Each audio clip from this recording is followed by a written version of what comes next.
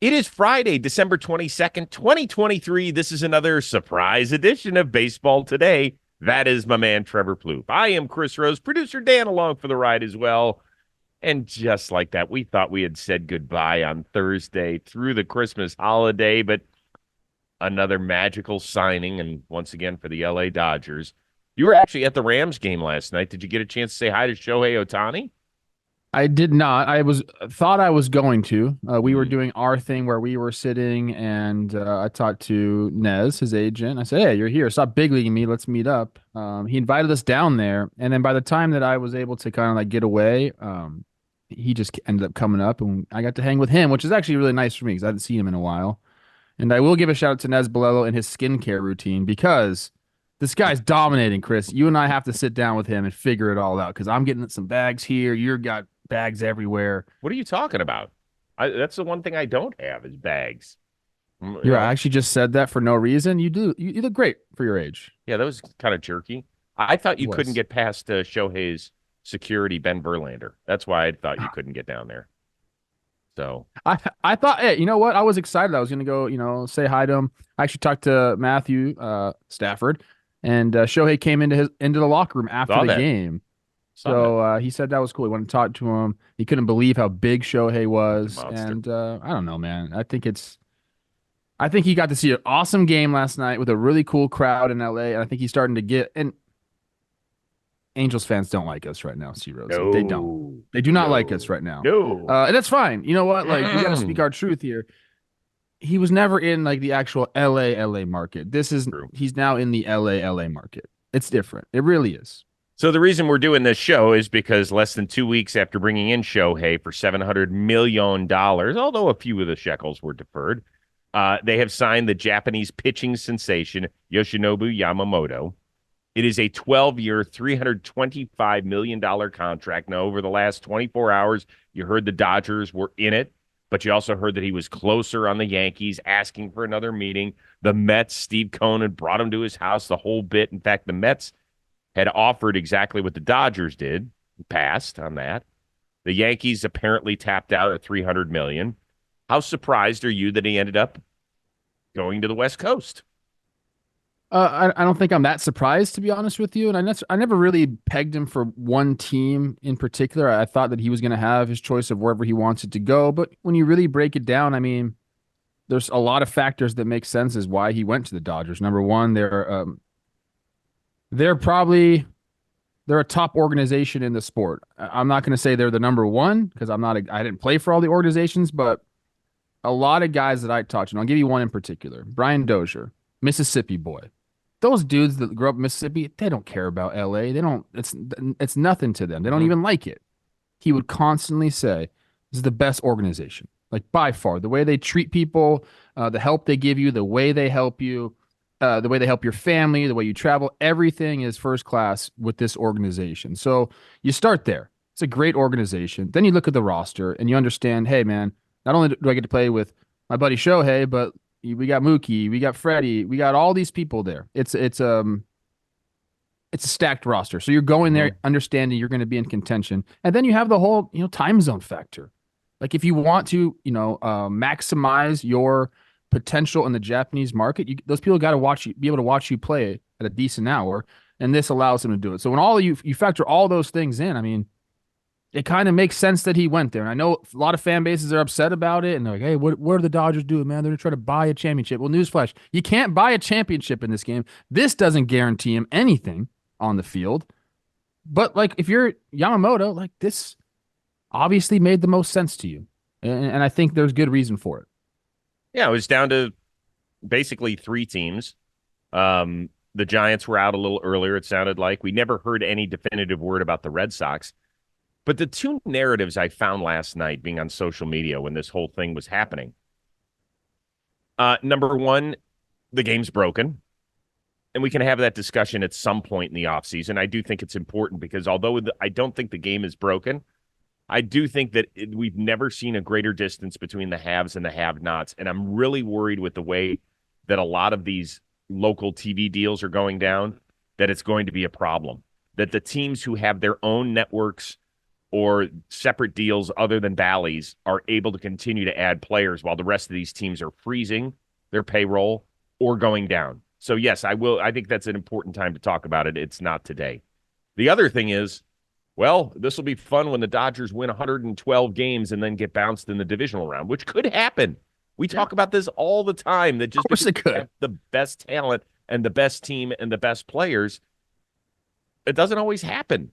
Now, the thing about the payroll, I went back over the last 15 years to try and find the largest opening day payroll for each season. How many times over those 15 years do you think the number one payroll going into the year ended up winning it? I did this research like last week. I think it's none. I believe it's two. It's two. Yeah. I mean, Two or I guess three. maybe I forget what I did, but I went through it. Yeah, it's not what people think it is. Yeah, I think it's the '09 Yankees, and I think it's Okay. the 2018 Red Sox. I believe that's it. Now, sometimes the payroll, those are hard to nail down on this little interweb thing that we've got. So, but it's certainly not as many as you think. And yeah, it I will could say this, happen. Chris Rose. What's that? Counterpoint to that is I do believe like you have to be, or the numbers have shown over that time period that you need to be like a top 10 payroll. Totally. And Yep. then there's the few teams like the Diamondbacks last year. I know they didn't win it all. And there's some teams that'll change that, but for the most part, the teams that are top 10 in payroll are going to be in the World Series and Yep. winning the World Series. Yeah. And that's all true. It doesn't guarantee anything, but it is made. I think part of the reason that it's actually good for baseball, you need a villain. And I don't know if the Dodgers have surpassed the Yankees as the new-ish evil empire, but there's certainly that narrative out there that all they do is just pay for guys and pay for guys. Now, most of their dudes are pretty likable on a national level. Yeah. So, for some reason, when you put on pinstripes, like all of a sudden that turns you into an evil human being or whatever. At least it's certainly, I don't know if that's been the narrative over the last 10 to 15 years, but it was when A-Rod got traded there, and some other guys joined the forces. I don't know. Yeah, Could be fun. I think over the last 20 years, like if you ask a kid that's 20 years old, Mhm. I don't know if he says the Yankees are the villain. I think he probably says the Astros. It's interesting. Our oldest son, Josh, is 23 and a huge baseball fan. He does think that it's the Yankees. Like if he were to Okay. list his most hated teams, it's the Yankees in part because of, they've stopped the Guardians or / Indians Okay. from going certain areas. So maybe that's part of the deal. Interesting. That's his answer. All right, let's move on. So even though he has never thrown a pitch in the majors, Yamamoto now has the most guaranteed money of any starting pitcher in baseball. Doesn't this feel just a little bit insane? Yes, 100%. And I think it's okay if you feel that way. I mean, but he had a lot of factors working for him. So that's where the money got to where it got, or that's why the money got to where it got. Most guys, I mean, how many free agents have we seen at 25 years old in the big leagues? It's few and far between. Hmm. Most guys, if you're that good and you get to the big leagues at 19, they try to extend you. Very few guys. We're going to see Juan Soto do it at the end of this year, most likely. But I think he'll be 26, maybe. Mm-hmm. It's hard to get to free agency at that age, and they really value those years from 26 to 30. That they think that is the key, and they'll pay for those years. So number one, it's the age.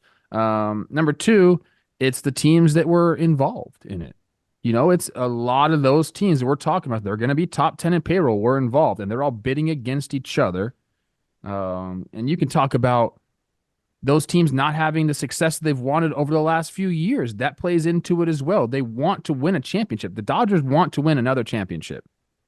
The Yankees want to win another championship. I know Steve Cohen made the promise. He wants to win a championship soon. So when you have the heavy hitters and they haven't had the success that they think they can have, and you got a guy coming out like that that's 25 years old, and you have all your talent evaluators saying, hey, like this dude's right. We have a lot of things now we can track with these pitchers, and we can kind of say, hey, this will translate, this won't translate, all those things. It was kind of like the perfect storm, dude. It really, really was. So, like, I don't even think I mean, you can't even envision this because there's never gonna be a 25-year-old pitcher that's won like 3 Cy Youngs that comes onto the open market in a robust free agent year. It's just not gonna happen. So it's timing with this stuff And obviously, he has the ability. I'm not taking anything away from this guy's ability. I think he's going to be a hell of a pitcher in the big leagues, although that's yet to be seen, as you mentioned. Perfect storm. You nailed it. If you do want some of his numbers, he has pitched more than 820 innings over in Japan. His ERA is 1.65. He has struck out nearly 5 times as many hitters as he has walked, and he's allowed only 1 home run every 28 innings. He has 3 times won the MVP, 3 times won the Cy Young equivalent over there. It's insane. So the problem is that we haven't seen him do it in anything other than 30-second clips. We're not watching him on a regular basis. I don't even know how often he even gets the ball. You always hear that over in Japan, it's every 6 days. I don't know if that's still true. We don't know what his routine is. It would be the equivalent of watching Clayton Kershaw in the beginning part of his career, and we were all like, if Clayton Kershaw had gotten paid $350 million at 25, we would have been like, yeah, it makes sense. But because it's so foreign to us, then we're having a hard time wrapping our head around it. Is there risk involved? Oh, my gosh. There's tremendous amount of risk, but there's a tremendous amount of risk every time you give a pitcher a long-term contract. Go ask the Nationals how the second contract for Steven Strasburg's worked out. And we saw every single one of his starts. So, yes, there's a tremendous amount of risk, but I'm not shocked by the number, even though at the beginning of the conversation, we were like, do you think he can get $200 million? And he ends up getting $325. That's crazy, though. And you know what? And Passan was like, hey, man, there's no $300 million offer. Sure there was, Jeff. I knew it. And it only breaks down to 27 a year, right? Mm-hmm. Yeah, no, the AAV is certainly helpful. Just a long time. There's no deferred money. I mean, look at what the Dodgers have done in the last 2 weeks. They got Shohei. They traded for Glass now and extended him. And now they've added a $325 million pitcher for the next dozen years. It's crazy. That is 1.162 billion for Glass now, Ohtani, and Yamamoto. Holy shnikes. God almighty. What do you think? I don't want to get it.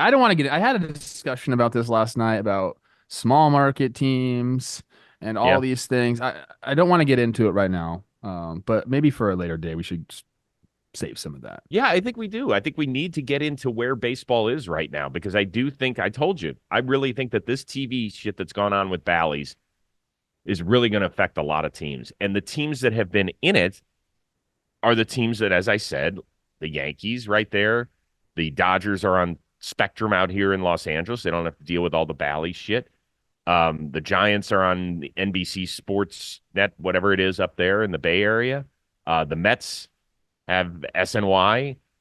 The Yankees have, or the Red Sox have Nesson. The Blue Jays have their own deal up there north of the border.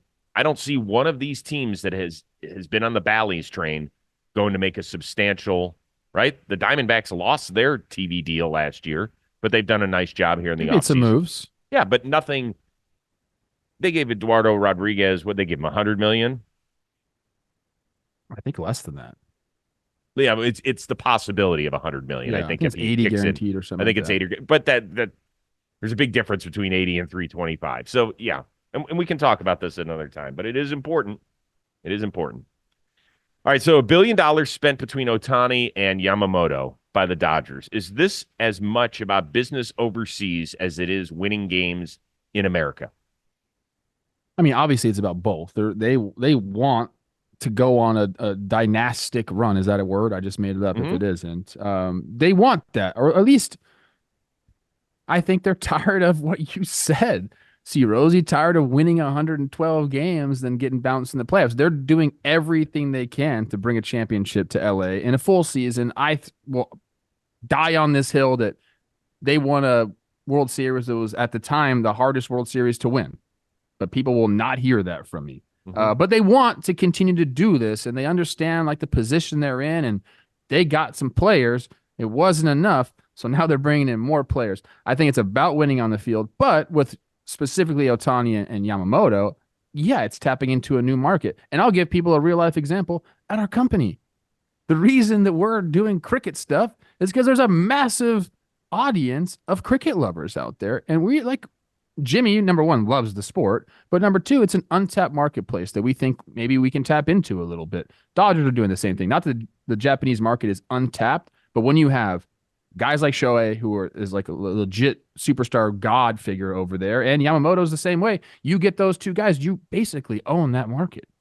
So there's business involved in it. But I think number one, I'll be honest with you, it's about winning. Like this ownership group has shown that they're willing to go out and do things that are necessary to put themselves in a position. Now, the boys with the jerseys on their back still got to go out there and do it, see Rosie. But they're doing everything they can to give themselves a chance to hoist that the chunk of metal. Is that what it's Stop. called nowadays? Enough. He apologized. I like Rob Manfred. I think we're going to be friends one day. I do. I don't think so. First of all, I agree with the question that I posed out there. Yes, this is exactly what it is. It's about both. And I think that they're of equal importance to this organization because you cannot justify spending $1 billion on two players if you don't think that you can tap into certain markets, whether that's a new media strategy that comes from being overseas and being the team that they want to watch. I don't think we understand. In fact, there's no way we could understand exactly the importance of a guy like Shohei Ohtani over in Japan. I can just use our good friend Vinny Pasquantino as kind of a learning curve here. He played for Team Italia over there during the World Baseball Classic. And he said, I could not believe, he goes, as big a star as you think Ohtani is, it's a gazillion times more over there. He said, you couldn't walk 3 feet without Ohtani something being in your face. He said, it's just unbelievable. So now if they're on a team, I mean, the Dodgers team, they ain't going to win 88 games. We know that. So as long as they keep winning, which they will, as long as they make the playoffs, which they will, and if they get on some sort of run, that will continue to grow and grow and grow the popularity of these guys over there. So it's smart on every level. 30 seconds to answer this question. This is such a C Rose question. Now we have Yamamoto and we have Ohtani, and they spent, and Glass now, the $1.162 billion they spent over this period of time when they have these players. How many championships do they have to win to justify it? I'll go on the Chris Bassett train from the Rose rotation. 1. You think 1? I do. I think that it jumped, man. I said 1 with Ohtani, and you do this, over 10 years. I don't know, man. I think you might start at 1. Start at 1, and I'll change the number eventually. Yeah, I think you got. It's so hard. I think that's why we have trouble saying like 2 or 3. It's just so hard to do it. But I think they got to go more. I think they got to go on at least in the World Series multiple times. So we have the longest drought in the history of this sport without repeat winners. Right? It's been almost a quarter century since the Yankees ripped off 3 in a row from 98 to 2000. It is so hard. So hard to get this done. And you're right. Like I think the storyline's about these juggernaut teams getting beat by the Diamondbacks. Like I love that stuff. That's why baseball's so awesome. That's why it's amazing that we can have a Jose Altuve and an Aaron Judge, and they're both MVPs.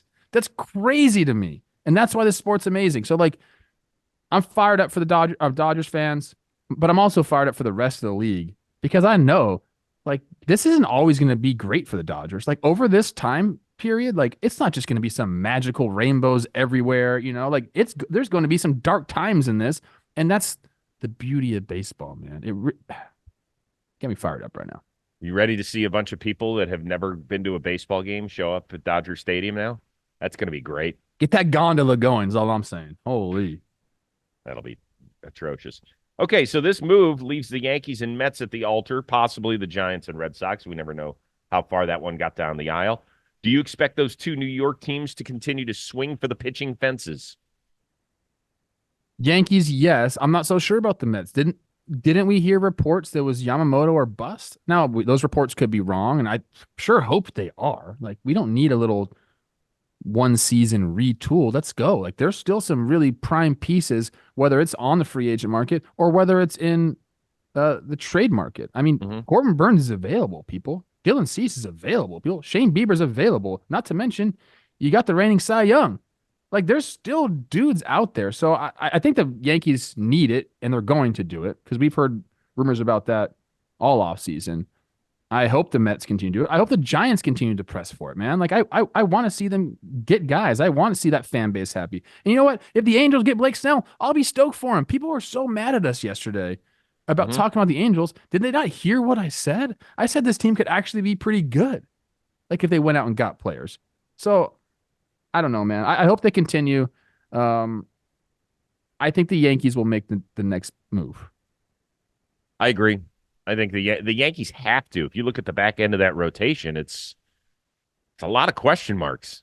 And last time I checked, it's a pretty solid division, right? Baltimore seems to be not going anywhere. Tampa, you'll never count them out. And Toronto, still a lot of talent up there. Red Sox need some work. But yeah, I expect the Yankees. Yes, go ahead, caller. Clayton Kershaw coming back to the Dodgers this year, or is he like, you know what? I'm going to go to the Rangers. No, I think he wants to come back and see what this is like. I bet you anything he wants to be around Otani. I think he wants to see what Yamamoto's all about. All right. Yeah, I think part of that. But we'll see him in midseason. He's not coming back. That's like a good trade piece for the Dodgers. Yeah. But he won't be the game one starter. Let me tell you, Kershaw, I'm talking right to you. Clayton, I'm going to say we're friends. I don't even know if we've Sure. ever spoken to each other. Stay with the Dodgers your entire career. And this He isn't a knows. Dodgers fan forum here. I just like guys that do it Yeah, of course. in one uniform. Of But if you course. want to go somewhere else, you can do that too. But I'm just saying, I'd like to see you in one uniform your whole career because I respect that. By the way, real quickly, you brought it up a little bit on the Mets. There's no reason that they shouldn't go get guys. I mean, are we just going to throw away another season of your $340 million shortstop? Like, no, That's you got to be a paid. false report, C. Rosie. I mean, who put that out there? Was that like a direct quote or I haven't seen it from Stephen Cohen yet, but I have to imagine that David Stearns wasn't brought in to retool this year. I mean, no? it's the Mets. I mean, They so it got a good didn't work roster. Let's last year. go. Yeah, I mean, it didn't work last year. You made some trades that upped your farm system, which is great, but you're not going to sit around and wait until all those guys are ready. Like that's not the goal, particularly if it's the last year Pete Alonso or something. Let's figure this out and go. I know you're in a tough division, but that's weird. All right, last thing. The Yankees did introduce one of their new outfielders on Zoom on Thursday. It is Alex Verdugo, who now gets to see the Boston New York rivalry from the other dugout. And boy, did he add a little spice to the rivalry when talking about his new and old manager. I'm very, very excited to work with Aaron. You know, I've seen the way he has his back, like has his players' backs. And, you know, the one that really gets out to me is when he's like, these guys are savages, you know, and he's yelling at the umpire. And I mean, that's something I want to see out of my head coach, man. I want to see some fire, some fight for the guys. And, you know, I think just instead of airing people out, you know, have their back. Well, those last 3 seconds got very interesting. Instead of airing people out, he's got their backs. A little out of line, or were you okay with it? Hey, he can say whatever he wants. I mean, he had his experiences in Boston, and his relationship with Alex Cora is his own. So I don't think I have a problem with the way Alex Cora manages. I never played for him, but you know, I read reports and stories and have talked to guys, and I don't think there's something wrong with what he did. Maybe their relationship wasn't as healthy as he has with some other guys.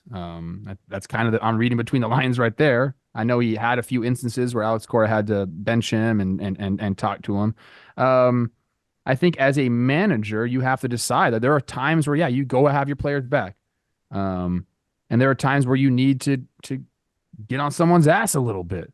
Now, in my preference, if I was a manager, I would do my best to not do that in public. I would do my best possibly to do it in front of the team, but within closed doors. So maybe that's what he's referencing. But I think more than anything, I don't take too much away from that clip other than he's just trying to hype his new manager up. And you know what? Aaron Boone is a player's manager, and he does have their back. And you know what? It's okay for a guy to say, I'm excited to play for him. So I think a lot of people will run with that story and try to make it something that it's not. I think for the most part, he's just trying to pump up Boone. The last 3 sentences, yeah, a little dig at Cora maybe, but that's their relationship. People let him have it. Yeah. And everything that you've read out of Boston is that, you know, Verdugo had some issues with showing up on time and some other things. And we don't know how many times Cora sat him down in the office, was like, listen, Exactly. dude, let's clean it up. And then maybe he used the media in a public forum to finally maybe embarrass him to the point where he's got to clean up his shit. We've all heard managers do that. I don't think most of them like doing it. But yeah, well, you said it. Whatever his relationship is, it's fine. I had an instance with Ron Gardenhire, and we had a great relationship. And there was a time we would get down, and then like in the ninth inning, we'd have to take a strike. And I was like, dude, I can't go up there 0-1. Like the world knows, the pitcher right there knows we're taking, because this is like our organizational philosophy. I can't, like, look at the numbers. So I was mad about it. And I went to our hitting coach, and I was like, Tom Brunansky, I said, Bruno, I can't do this. We can't do this anymore. I can't give away a strike. Like, I'm not that good of a hitter, bro. Like, I got to have all my strikes. Like, I can't just give this guy one. Look at the numbers. Thought I was doing the right thing. Bruno took it back to Gardy, because Gardy's the ultimate decision maker on that. And Gardy did not like that I went behind his back. Oh boy. So we had a discussion, and he goes, you know what? I'm going to air you out. And he told me, I'm going to air you out in front of the team. He goes, you can handle it. I'm like, all right, I guess. And he aired me out in front of the whole team. He didn't name me specifically, but he's like looking at me, and people knew. And you know what? I was like, oh, okay, that's fine. Like, number one, we had a grown-up discussion about it. You aired me out in front of the team. And at the time I was, I was somewhat of a veteran, so it kind of resonated with people. Mm-hmm. They knew Garden had a good relationship. So there's different ways to go about things and make your point. And look, man, from that point on, I went straight to Gardy with it. If I had an issue, I said, all right, man, I'll come straight to you. I thought I was doing the right thing, chain of command, all that stuff. But managers have different ways of approaching things. Mm-hmm. So I'm not going to sit here and talk about Cora being bad for airing anybody out, because look, like you said, how many times did he sit him down and talk to him about things that we don't know about? Don't know. But it'll make it interesting. They play each other for the first time in Boston in late June, I believe. I think I looked it up. So it'll just add another layer. Good. This rivalry needs a little gas on it. Let's go. I'm all in favor of it. All right, I said this yesterday. This will be our final show before the Christmas holiday and maybe even the New Year. That if there's nothing I think it will made, we'll see, though. If there's an announcement or something that happens, or if Blake Snell signs with the Angels next week, if Blake Snell signs with the Angels, I'm dropping what I'm doing. I'm going to come on here and just tell Angels fans how much I love them. Because listen to the whole show. When I said your team, I'm buying stock, I think they could be really good. Not really good. They could be good. And the thing I said is that personally, I would like to see him join a true contender. I didn't say that the Angels would be wrong to sign him. There's a difference. I'm just saying what I would like as a baseball fan. So what? You don't want to see them get better? No, I would. I'd like to see them get better. So if this was the first of 5 signings, but the other thing is, do I trust management and ownership to get that done? No, I wouldn't. But and they're like, hey, this is turning into like a talking Dodgers show. The Dodgers are signing everybody. What are we supposed to talk about, bro? Should we have ignored Yamamoto today? I think that's what we should have done. Here's the deal. We do love baseball. You can't say, if you're upset with us about some of our takes and opinions, fine. Love it. Yeah. That's great. You could say that. What I would say is the fuck you and you're an asshole. You get fired from every job. Like, they say that about you? Yeah. And so whatever, if you want to say that, good, go for it. I guarantee you wouldn't say it to my face if I was walking down the street somewhere. But if that's the way you need to release things that are making you upset, go for it. It's fine. At the end of the day, hopefully we've built a nice community where we have fun, and sometimes you're not going to like what we say. It happens. It's okay. But I do want everybody to have a good, safe holiday season, whether that's through the Christmas time or also New Year's. We want everybody to get back here whenever our next show is. So just keep an eye out for it. We'll always have stuff out there on social media. So for our one-of-a-kind producer, Dan Rourke, the uber-talented Trevor Plouffe, I am Chris Rose. We will see you next time here on Baseball Today.